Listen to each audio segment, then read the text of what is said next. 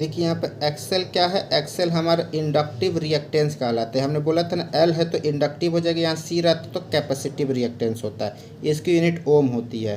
Pure inductive circuit की बात कर रहा है तो उसमें क्या होगा, तो करंट क्या हो रहा है, लैग कर रही है फ्रॉम इट्स वोल्टेज। करंट क्या होती है, पीछे होती है। कितनी पीछे होती है, 90 डिग्री। फेज एंगल 90 डिग्री लेकिन लैग लगेगा।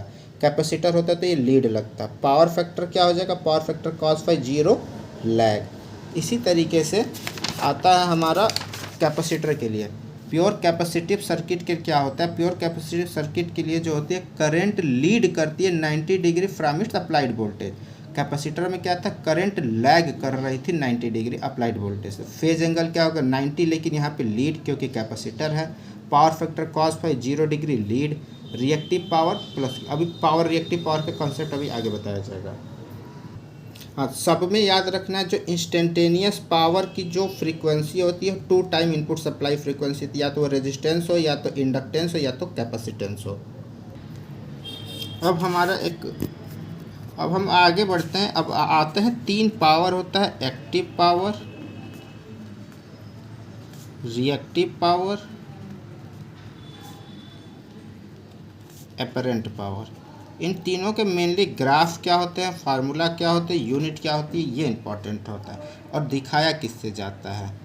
तो हम देखते हैं एक्टिव पावर, इनका पहले ग्राफ देख लेते हैं। एक्टिव पावर ये, रिएक्टिव पावर ये, एपरेंट पावर ये।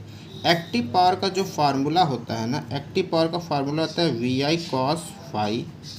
रिएक्टिव पावर का फार्मूला होता है VI sin फाई। और एपरेंट पावर का फार्मूला होता है VI। यानी ये एक्टिव पावर, आपका एक्टिव पावर हो जाएगा ये P, एक्टिव पावर के लिए ग्राफ हो गई। इसको हम डिनोट करते हैं P से। रिएक्टिव पावर को Q से डिनोट किया जाता है और एपरेंट पावर को S से डिनोट किया जाता है, ये याद रखिएगा। तो एक्टिव पावर ये P, रिएक्टिव पावर आपका हो जाएगा Q, एपरेंट पावर S। अब आप यहाँ से देख भी सकते हैं VI cos phi, VI sin phi. जब आप ट्रिग्नोमेट्री का फंक्शन लगाएंगे, हाइपोटेन्यूस इक्वल टू ये परपेंडिकुलर और ये बेस, तो आपका ये आ जाएगा VI। ठीक है, इसका फार्मूला एक और मतलब तीनों का मतलब रिलेशन आता है, वो होता है एपरेंट पावर बराबर एक्टिव पावर का स्क्वायर प्लस रिएक्टिव पावर का स्क्वायर। ये क्या हो जाएगा, रूट में। ये आता है तीनों का मतलब रिलेशन आता है। पावर में मेनली इतना ही देखना है। अब देखते हैं ये होते क्या हैं। एक्टिव पावर क्या होता है, जो भी हमारी यूज़फुल पावर होती है, यानी जो कि हमारे सर्किट में लॉस होती है, उसको बोलते हैं एक्टिव पावर। ठीक है, एक्टिव पावर ही होता है जो हमारे सर्किट में यूज होता है। जो हमारे एनर्जी मीटर रीड करती है वो यही वाली पावर रीड करती है कि हमने कितना एनर्जी का कंजम्पशन किया। तो ये क्वेश्चन पूछ सकता है कि एनर्जी मीटर कौन सी पावर पढ़ती है, तो हमारा जवाब होगा एक्टिव पावर पढ़ती है, यानी हमने जो लोड में हमारा पावर यूज हो गया। एक आता है रिएक्टिव पावर। रिएक्टिव पावर क्या होती है, ये हमारे सर्किट में कंजप्शन नहीं होता। जैसे एसी की साइकिल क्या होती है कि ये 50 और आधे 10 मिली सेकेंड पॉजिटिव होती है तो अगले 10 मिली सेकेंड निगेटिव होती है अगर 50 हर्ट्ज की सप्लाई है। तो होता क्या कि ये जितना पावर पॉजिटिव साइकिल में कंजप्शन करेगा ना, रिएक्टिव पावर जितना लेगा, अगले नेक्स्ट हाफ साइकिल निगेटिव में उतना ही रिएक्टिव पावर क्या करता है, सर्किट को वापस कर देता है। यानी पूरे अगर एक कंप्लीट साइकिल की बात करें तो जितना रिएक्टिव पावर लेता है उतना ही रिएक्टिव पावर वापस कर देता है। इसीलिए रिएक्टिव पावर ओवरऑल साइकिल में हो जाती है 0। इसीलिए एनर्जी मीटर हमारा ये पावर नहीं पड़ता है। एपरेंट पावर क्या होता है, इन दोनों का फेजर सम होता है। फेजर सम होता है, ना कि अरिथमेटिक सम होता है। ठीक है, एपरेंट पावर।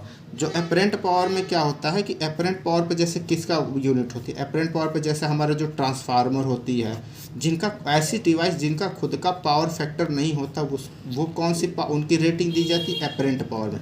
इसीलिए हम ट्रांसफार्मर की हमेशा रेटिंग देखते हैं KVA में आती है, MVA में आती है। कभी भी हम ट्रांसफार्मर की रेटिंग किलोवाट में नहीं देखते। हाँ, एक और चीज़, इनकी यूनिट क्या होती है, तो एक्टिव पावर की यूनिट होती है वाट, छोटी यूनिट। बड़ी यूनिट आप किलोवाट कह सकते हैं, फिर मेगावाट कह सकते हैं। ठीक है, ये किलोवाट हो गया, मेगावाट हो गई, ये होती है बड़ी यूनिट।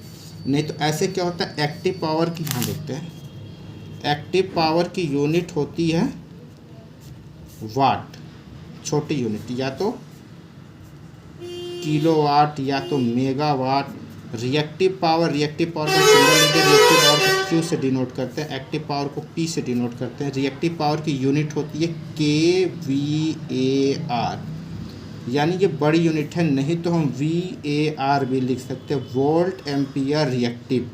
ठीक है, किलो वोल्ट एम्पियर रिएक्टिव, या बड़ी यूनिट और आ जाओ MVAR, सब ये एक ही फॉर्म है। बस ये है कि ये नॉर्मल वोल्ट एम्पियर है, ये किलो वोल्ट एम्पियर, ये मेगा वोल्ट एम्पियर, ये सबसे बड़ी, ये सबसे छोटी, उससे बड़ी, ये सबसे बड़ी। ऐसे ही आता है आपका एपरेंट पावर आता है, एपरेंट पावर को S से डिनोट किया जाता है, इसकी यूनिट होती है वोल्ट एम्पियर। ठीक है, बड़ी यूनिट किलो वोल्ट एम्पियर, उससे बड़ी यूनिट मेगा वोल्ट एम्पियर, यानी किलो का मतलब कितना 10⁻³ मेगा का मतलब 10⁻6। ठीक है, ये आ गया आपका पावर का।